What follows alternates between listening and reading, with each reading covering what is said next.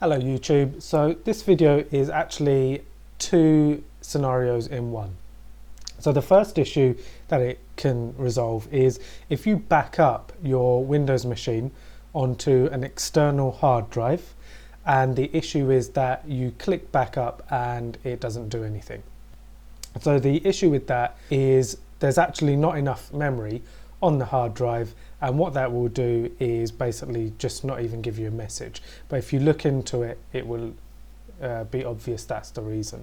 The second is, how do you then extend the partition on an external hard drive? So that's what we're going to do here. So the two are interlinked.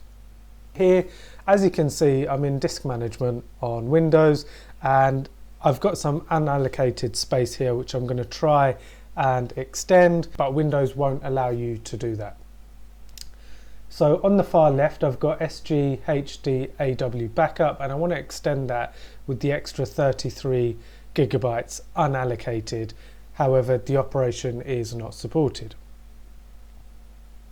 I'm then going to try EaseUS, because that's usually my second option in case Windows doesn't work. I tried it here and it does actually work. However, you would need to pay for it. So if you're happy to part with some money, then EaseUS will allow you to do that. So basically, if you want to resize or merge partitions, that's classed as an enhanced feature, if you like, with EaseUS, and you'd have to pay for their premium version. So here you can see a summary of the operation that we want to do. And if you want to merge two partitions together, or you want to extend, you can see on the right hand side, allocate space, smart resize. They're kind of the two ways that you would achieve this goal, and you would need to pay for it in this instance. So in order to do this using free software, I'm now going to show you another software. So this is called Mini Tool Partition Wizard, very popular. And as you can see here on the left, here's the criteria. So it's free, and you've got what we need. So move or resize partition, extend partition, merge partition. So they're the three different ways that we can achieve our goal of extending the existing partition on the external hard drive so that we can use unallocated space. So go ahead and download this software. I've opted not to tick these boxes or untick them, and I'm going to go next. Select where you'd like to save your software onto, and then click next. Just take a few moments and then click finish.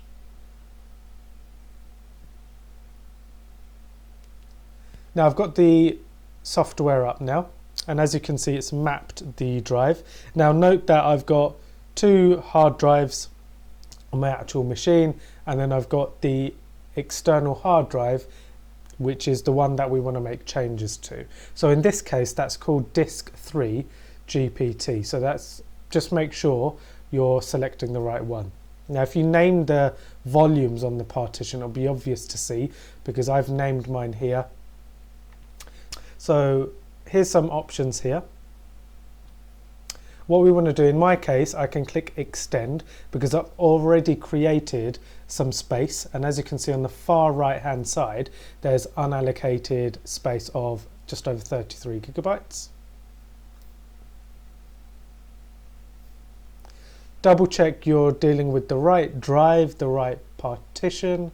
Now here's how much do you want to create or extend. So this will allow you to extend up to the unallocated space. So as you can see, if I put it onto the max, that's just over 33 gigabytes, which is exactly what I've got as unallocated space. So the more space you have, the more that slider will allow you to go up to it. So you don't have to use all of the unallocated space, but in my case I want to, because that's enough for the goal that I want to achieve today.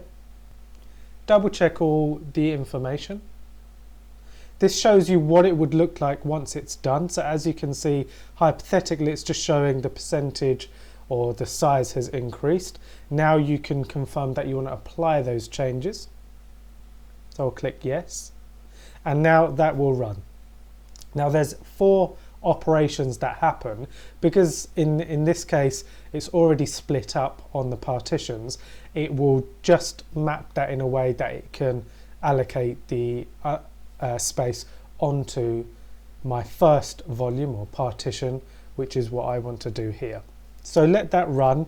Now you may want to go and grab a drink, because this can take a while depending on the size of the volume itself and the size of the partition in general. As an example, by doing this increase from 400 up to just over 430 gigabytes on a external hard drive that is about just over 900 gigabytes in size, it will take about 40 minutes. So it is quite long. So unlike Windows and EaseUS, they're done in a few minutes. This will take close to 40 minutes. However, this is free. So it's up to you, depending on how often you're going to do it or how pressed you are for time. You may want to go ahead and use EaseUS. Unfortunately, Windows Partition Manager doesn't even allow you to do this. So you don't have that as an option with Windows. So with EaseUS, it's quicker, but you have to pay. With this tool, it's mini tool Partition Wizard, it will take longer, but it is free. So if you're not going to do it very often, you may just want to do it this way and you've achieved your goal.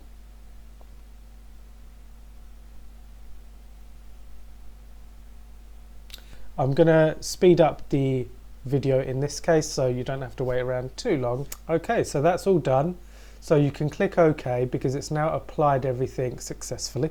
As you can see on the bottom, that's exactly how we wanted the partition or the volumes to end up. And as you can see, I've got some extra space, which then the percentage used has dropped because now there's more size or space available.